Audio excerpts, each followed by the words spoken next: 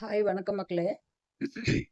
ஒரு தனிமை எந்த அளவுக்கு எல்லாத்துக்கிட்ட இருந்து ஒதுக்கி வைக்குது அப்படிங்கிறது நான் உண்மையா என்னுடைய உணர்வுபூர்வமா நான் புரிஞ்சுக்கிட்டுப்பேன். இதுக்கு முன்னாடி எல்லாம் நான் எல்லாத்துட்டும் உட்காந்து ஜாலியா பேசிட்டு அந்த மாரி இருப்பேன். இந்த 8 வருஷமா தனிமையில இருந்ததுனால, இன்னைக்கு இங்க எங்க சின்ன பொண்ணுடைய மாமியார் இறந்துட்டாங்கல்ல, அந்த இதுக்கு வந்தது அங்க இன்னைக்கு அந்த கருப்பு கழிக்கிறது அப்படின்னு ஒரு ஃபங்ஷன் வைப்பாங்க. பெரியவங்க எல்லாத்துக்கும் சாப்பாடுலாம் போட்டு ஆ, சில சடங்குகள் இருக்கும். அது செய்வாங்க. அது செஞ்சாங்க. நெறைய பேர் வந்திருந்தாங்க. இன்னும் கூட கீழ இருக்கிறாங்க.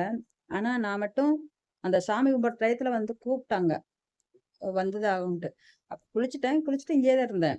போவே யார்கிட்டயும் போய் பேச பிடிக்கல, போகல. அதுக்கப்புறம் நான் அந்த சாமி கும்பிடுறப்ப மட்டும் போய் இருந்துட்டு, ஆ கொஞ்ச நேரம் அங்கன உட்காந்துருந்தேன். நான் அந்த சாமி கும்பிட்டுட்டு அப்படியே மேல வந்துட்டு திரும்பவும். சாப்பாடு சாப்பிடுறப்ப எங்க பொண்ணு எடுத்து எல்லாம் சாப்பிட்டாங்க. சரி நான் கீழ வாங்கன்னு சொல்லிட்டு இருந்தா. நான் போகல. வந்ததே அப்படியே படுத்துட்டேன். அதுக்கப்புறம் என் பொண்ணு சாப்பாடு சாப்பிடலன்னு கேட்டான். அப்ப நான் சொன்னேன், "தயிர் சாப்பாடு மட்டும் கொஞ்சம் கொண்டு வந்து குடுத்துரு" அப்படின்னேன். கொஞ்சம் ஏன்னா இந்த ஹோட்டல் சாப்பாடுனால கொஞ்சம் ஒத்துக்கல.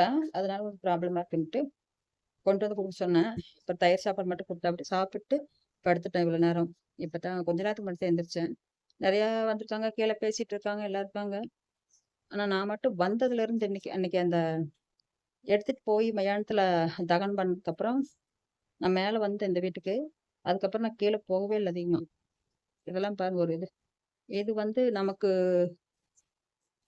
எனக்கு அது புரியுதுன்னா என்னையும் அறியாம ஏன் இப்படி தனிமையா இருக்கிறோம்? ஏன் எத்தன பேர் இருக்காங்க? எத்தன பேரு? ஒரு நெறைய நூத்துக்கணக்கான பேர் வந்திருக்காங்க. நான் மட்டும் போகாமயே இருக்கேன். எல்லாரும் பேசிக்கிறாங்க, போறாங்க, இருக்கிறாங்க. கஷ்ட சுகங்கள பேசுறாங்க. அவங்கள பத்தி பேசுறாங்க. அவங்கள பத்தி யோசிக்கிறேன்.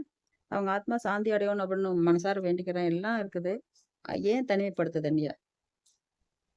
இருக்க பிடிக்கல. பாருங்களேன். எப்படியாவது ஓடிறணும். நாளைக்கு நான் என் பொண்ணு வீட்ல இருந்தாலுமே, முதல்ல மாரி அந்த மைண்ட் என்னை விடல.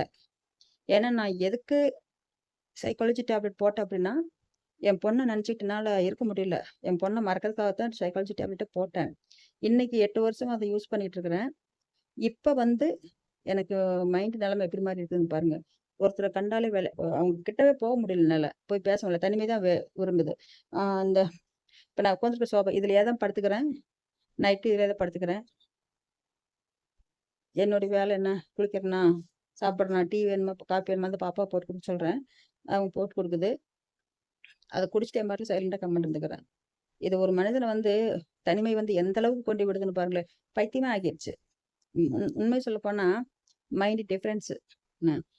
டிப்ரஷன் ஓவரா தான் இருக்குது. ஃபர்ஸ்ட் இருந்த மைண்டுக்கும், இப்ப மைண்டுக்கும் நெறைய டிஃபரண்ட் வந்துருச்சு.